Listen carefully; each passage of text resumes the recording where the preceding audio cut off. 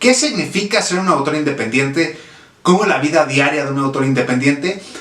Pues a ver, como ustedes probablemente sabrán, si ya me llevan tiempo siguiendo, si somos amigos, amigas, pues sabrán que me dedico a escribir. Además de estar por el momento estudiando una maestría y además estar involucrado en diferentes proyectos de otras disciplinas, pues yo normalmente me dedico a escribir, es lo que hago, lo que más me apasiona y por supuesto a lo que más le dedico tiempo y esfuerzo. Y hay cosas que cuando uno va a comenzar en este mundo de ser autor independiente, porque pues hoy por hoy no tengo ninguna firma, ni ningún contrato, ni ninguna relación con alguna editorial de mayor tamaño, pues hay cosas que no nos dicen, que no nos avisan cuando vamos a entrar en este mundo. Entonces, el día de hoy quiero dedicar este episodio de Esto no es un podcast para hablar de qué es ser un autor independiente y también qué retos se encuentra uno y por supuesto cuál es la reflexión final de todo esto. O sea, cuando nos dedicamos a esto que es escribir, a esto que es publicar de manera independiente, insisto, ¿qué significa para nosotros como seres humanos? ¿Por qué es importante que lo hagamos? Y por supuesto, ¿qué es lo que buscamos cuando estamos escribiendo? Eso es de lo que vamos a hablar básicamente el día de hoy. Así es que bueno, bienvenidos y bienvenidas a un nuevo episodio de Esto no es un podcast. Vamos con el audio de qué significa y qué representa ser un autor independiente.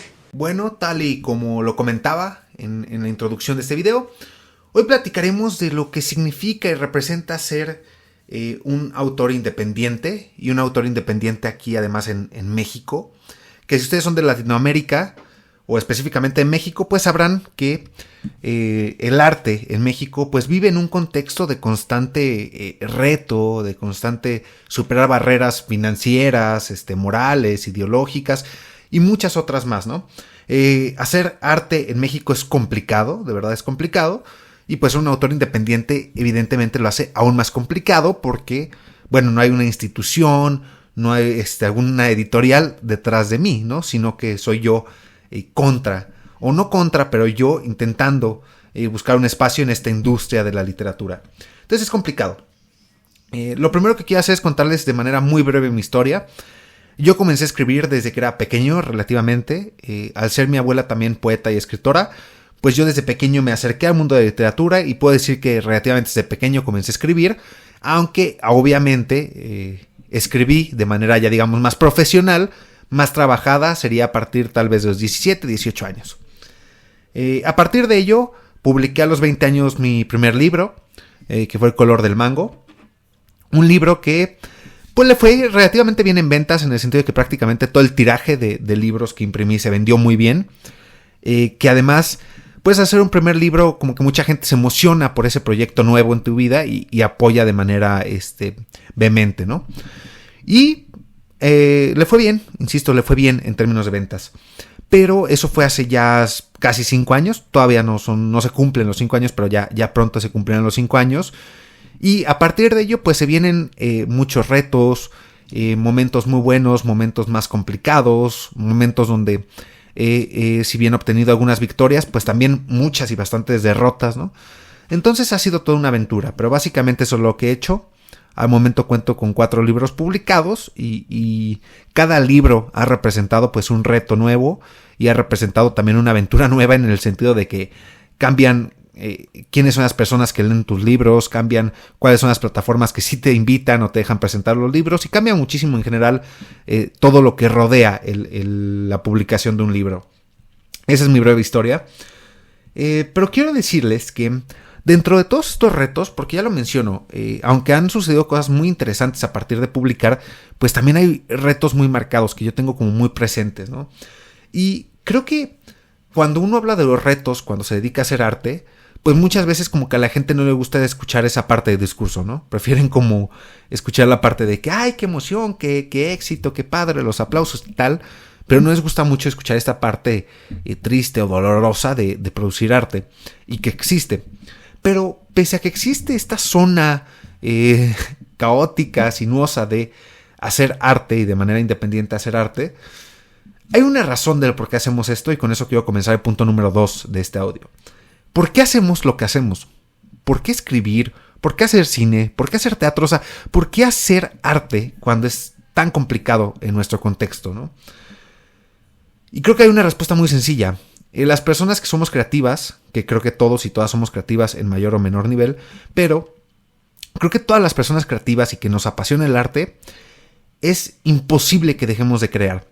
Aunque tengamos otros trabajos, aunque a veces estemos cansados, aunque si nos apasiona realmente la creación artística, nunca dejaremos de crear. O sea, no hay forma en que dejemos de crear, porque eso es algo que ya viene casi con nosotros. O sea, que es muy complicado poder dejarlo de lado, ¿no? Yo lo he intentado y no, o sea, realmente creo que me emociona y me apasiona tanto el proyecto artístico en el que estoy, que es imposible no medio obsesionarme con él, ¿no?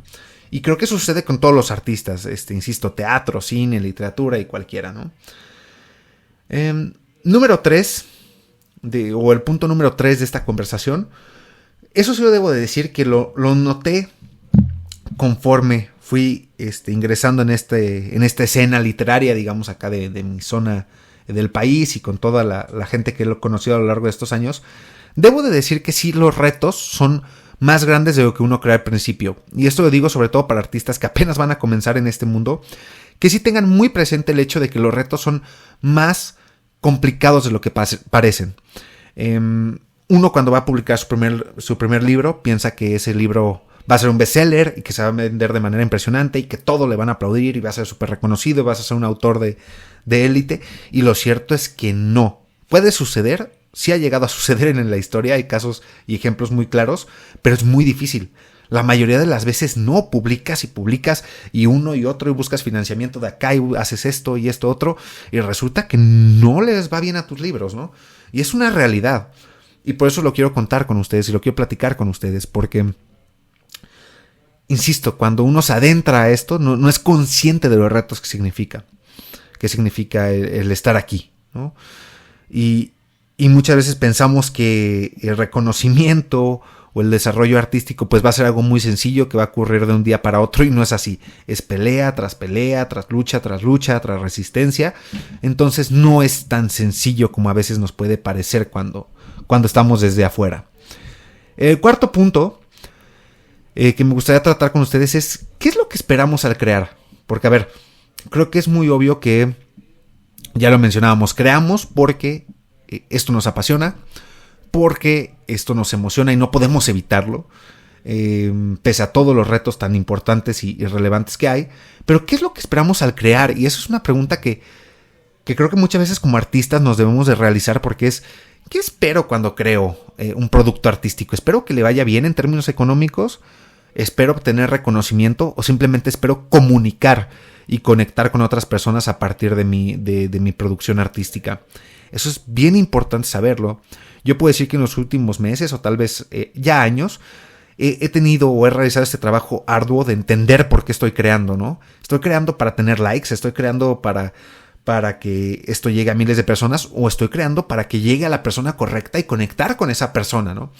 Entonces es bien importante también que cuando nos estamos adentrando a un mundo artístico independiente sepamos por qué estamos aquí, por qué queremos crear y qué es lo que buscamos cuando estamos creando. Porque eso sí lo debo de decir.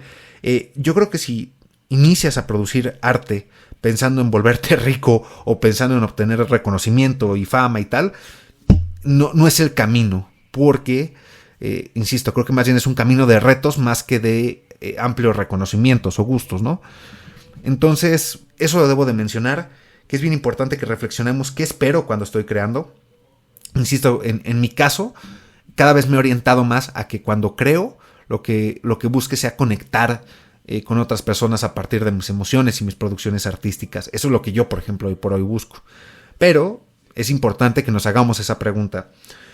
Y por último, ¿cuál es la recomendación que doy para quienes vayan a comenzar en este mundo del arte independiente? Porque ya lo hablaba, hay muchos retos que después podremos profundizar como en cada uno de estos retos.